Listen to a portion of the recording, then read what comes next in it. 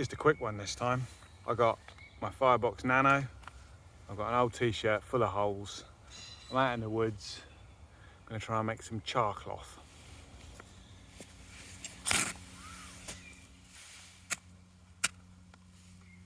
I've only been playing around with this for a few weeks, so this isn't going to be a masterclass. It's going to be me messing around in the woods and working stuff out. I've only tried it so far with cotton tea towels, partly because that's what I had to hand, partly because that's what everyone seems to use. Every video that I've watched, every article I've read, cotton tea towels. But as I understand it, all we're doing is baking fabric. We're driving off all the moisture, all the water, all the sort of planty elements to just be left with carbon. So it's basically charcoal, but in cloth form.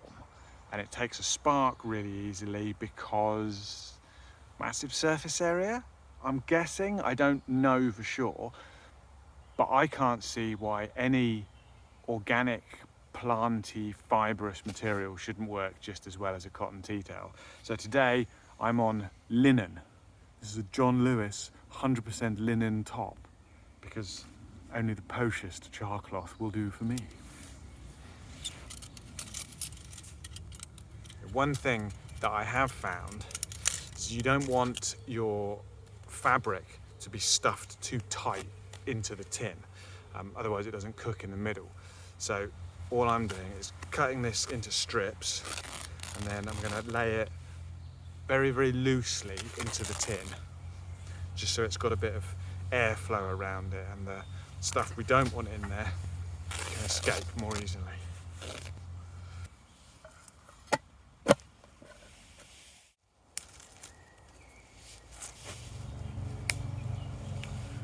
Okay, got a tin full of linen. A lot of the resources that you'll come across will tell you to punch a hole in the top of the tin. As far as I can see, this is really only necessary if the tin you've got closes incredibly tight. That hole is just to allow gases and stuff to escape from as it heats up and the pressure builds up. In my case, this tin just doesn't close that tight. It's nowhere near airtight. There's gaps all around the edges. It's just got a sort of a lip that it clips down over. So there's no need to punch a hole in it. It will just vent out around the side as it heats up. You'll see in a second. The challenge now is to get a little burn going after several days of torrential rain. Nothing is dry. I'm going to do my best. Don't judge me on my fire starting technique.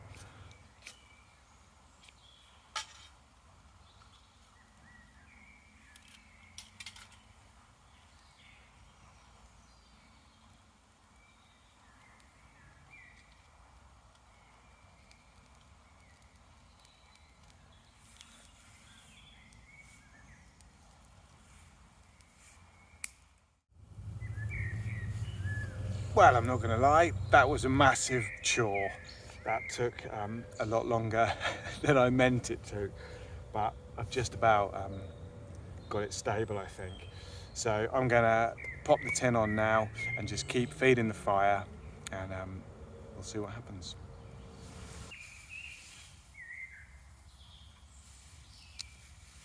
I'm not sure how visible it is on camera, but you can actually see now there's some white smoke and some vapor starting to escape out of the tin itself around the edges where it seals, and that in theory is the non-carbony bits of the fabric sort of baking off, so that's a good thing. All the stuff that I've seen says that once that white smoke stops coming off, your charcloth is ready.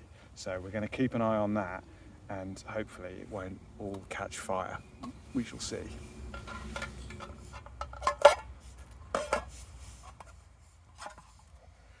I had to disjack it. It is surprising how much heat that little firebox kicks out. It's nuts. The white smoke around the edges turned into flame for a brief moment, which is not a good thing. It may have all burned up inside, that means. But I managed to blow it out and the white smoke stopped coming out. So I flipped the tin over, and yeah, we'll cook this side for a bit and then we'll just have to see what we shall see, really. It's the nature of science, isn't it? That's why we're out here.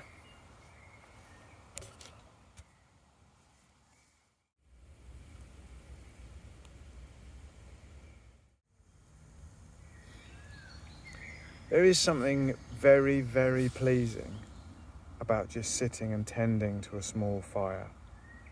And the firebox is very low volume, so it will suddenly burn itself out without you even noticing almost. So you do have to keep an eye on it and keep feeding it. It's very pleasing to sit here in the woods with the trees all around, the sky above me, the smell of wood smoke, and to feel like I'm maybe actually making something useful if this charcloth actually works. It's good. It's a very pleasing way to spend some time, you know. An excuse to just sit and to be still in the woods. Not that I need an excuse to sit and be still in the woods. I probably spend too much time doing exactly that, but it's nice. I just hope it works.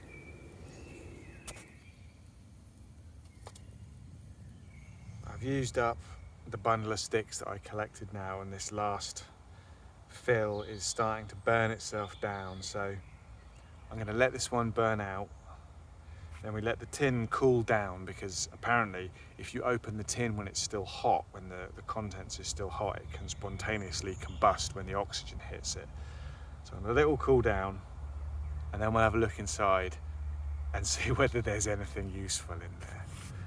I'm not massively hopeful, if I'm honest, but we shall see. We shall see.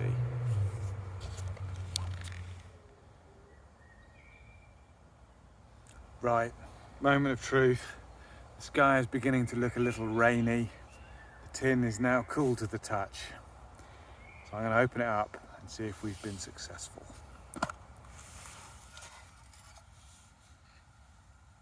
We might be all right, you know, we might be all right.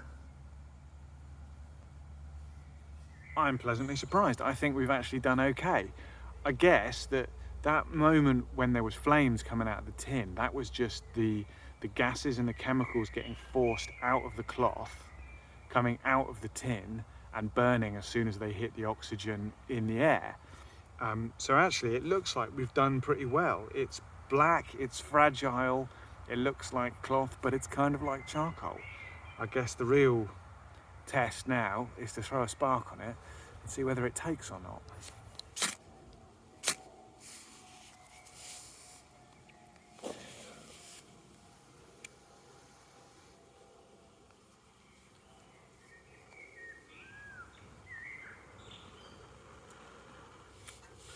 So other than almost setting fire to my stash of spare charcloth whilst blowing on my burning piece of charcloth, you might have noticed, that worked pretty well. It maybe didn't burn quite as vigorously as some that I've seen on the internet, but you could definitely use that to light a fire. That's as good as silver birch bark or something like that. I don't know whether maybe the fabric I used isn't as good as cotton tea towel, or maybe I didn't cook it enough, or I cooked it too much. I'm really not sure. There's a lot more experimentation to be done here. But I think what I have shown is that you can definitely make charcloth on a Firebox Nano, which is cool and something that I'll play around with more in the future for sure. That's me done though for now. I think it really does look like there's maybe some rain coming in. So I'm gonna pack up. I've got a couple of bits of cherry wood that I found on the way out here from a fallen tree that I'm gonna blank up for spoons. And then I'm gonna take myself home and make some dinner, I think. So yeah, just a very quick one today. Hope it was vaguely interesting or educational or just stupid. See you all on the next one, I expect.